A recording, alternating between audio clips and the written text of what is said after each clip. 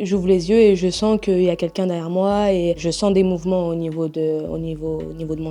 Pour eux, c'était normal. Enfin, ça se fait en fait, que des cousins et cousines Mais en fait, j'ai 11 ans. Salut, moi c'est Nani et j'ai été là à l'âge de 11 ans. Et il s'agit d'un cousin paternel. Il habitait à la maison depuis un certain moment et je m'entendais très bien avec lui, mais en tant que petite fille de 11 ans qui jouait avec son grand cousin, quoi. Vraiment, enfin, il m'aidait à faire mes devoirs, c'était vraiment dans ce sens-là. Ce qui s'est passé, c'est que je me suis endormie dans le lit où lui dormait normalement et à 2h03 exactement du matin. J'ouvre les yeux et je sens qu'il y a quelqu'un derrière moi et je sens des mouvements au niveau de mon.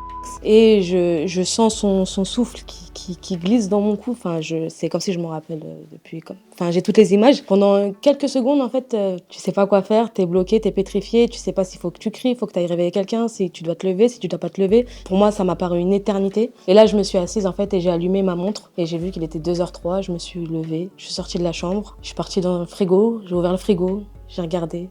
Je savais pas quoi faire. J'ai refermé, je suis partie dans la chambre de ma mère rejoindre mon petit frère et ma petite sœur qui dormaient dans le lit en fait. Et je me suis tue jusqu'au lendemain. Je réalise pas. Je sais que c'est quelque chose de pas bien, mais je vois pas la gravité. En fait, la gravité, je la comprends quand je l'annonce. En fait, le lendemain, quand je me réveille, mon petit frère et ma petite sœur ils sont à l'école, ma mère elle est au travail, mon grand frère est au travail, il reste que ma grande sœur. Et je lui dis en fait, faut que je te parle, ouvre la porte. Et en fait, je lui parle et en fait, j'arrive devant elle et je suis pétrifiée. Et je suis incapable de lui dire. Enfin, je lui dis j'ai quelque chose à te dire. Je me mets à pleurer.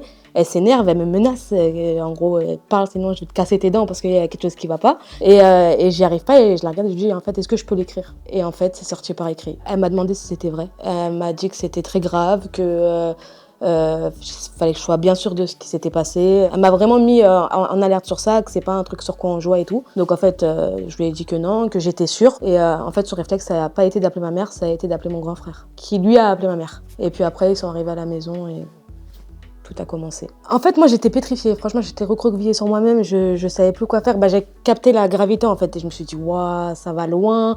Et puis, c'est familial. En premier lieu, je me demande qu'est-ce que j'ai fait. Et puis après, on va au commissariat. Et là, on se fait interroger. On répète 50 fois la même chose. Et après, de là, on va aux UMJ. Malheureusement, je suis tombée sur un médecin homme. Et du coup, je dois me mettre à nu devant lui. Je dois recommencer, réexpliquer ce qui s'est passé. Ils font des prélèvements, ils vont chercher. Et puis là, commence l'enfer familial, on va dire. Ma mère, elle a appelé d'abord mon père. Pour eux, c'était normal. Fallait qu'ils me mariaient, fallait qu'ils... Enfin, c'est pas un pour eux. Enfin, ça se fait, en fait, que des cousins et cousines Mais en fait, j'ai 11 ans. Ma mère, elle a subi des pressions, d'énormes pressions de la part de la famille paternelle qui lui demande de retirer la plainte. Moi, mon état psychologique, il se dégrade. Je fais de grosses crises d'angoisse et des crises de paranoïa. C'est-à-dire que j'ai l'impression qu'il me suit, il est là. Je pouvais le voir dans des arbres, je pouvais le voir derrière des voitures. C'était un enfer. Et du coup, ma mère, elle a vu tout ça, plus la pression qu'elle subissait. Et du coup, elle a fini par retirer la plainte. Et on n'en a plus parlé du jour au lendemain, en fait. Et du coup, j'en parle pas, mais en fait, je romps le lien avec ma mère. Et en fait, un jour, je rentre de l'école et elle me fait une remarque et là, j'explose, en fait.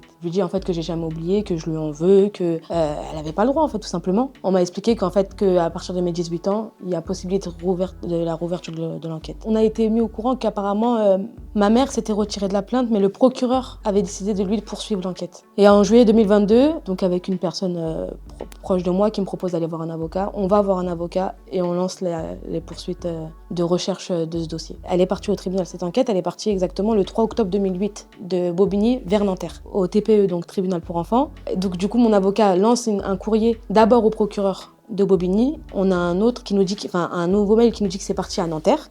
Dernière réponse du tribunal de Nanterre qu'on a eue, c'est le 6 juin 2024, qui nous disait que le dossier n'était pas là-bas. On m'a envoyé aux archives départementales qui n'ont pas non plus le dossier. On me demande de m'adresser à un cabinet de juge sans savoir si c'est elle qui avait... Enfin, ils ont aucune trace. On comprend pas, puis c'est à eux de rechercher le dossier. Et en fait, c'est ça le problème. C'est pour ça que je suis coincée aujourd'hui, parce que je ne sais pas ce qu'il en est devenu le dossier, en fait. Ce qui fait peur, c'est que c'est la prescription. Je sais pas, en fait, comment elle a été requalifiée, cette plainte. Est-ce qu'elle a été qualifiée en tant que en agression sexuelle? Dans 4 mois, j'ai 28 ans. Si c'est une agression, ma prescription arrive à terme. Donc en fait, ça veut dire que j'aurai plus moyen de remettre la main dessus. Depuis que je parle de ça, en fait, depuis 2021, je reçois énormément de témoignages. Et la plupart des gens me disent, je n'ai pas parlé. Faut que ça cesse. Faut qu'on y aille. Et je me suis dit, en fait, vas-y. En fait, si t'as la force de montrer l'exemple, Nani, fais-le. Et je suis quelqu'un qui s'expose sur les réseaux, donc j'ai pris, c'est fait pour tout. Et j'espère que ça me fera du bien à moi, mais j'espère que ça fera du bien à toutes les autres, vraiment. Je donne mon courage à toutes les femmes qui sont dans la même situation que moi, les femmes et les hommes d'ailleurs.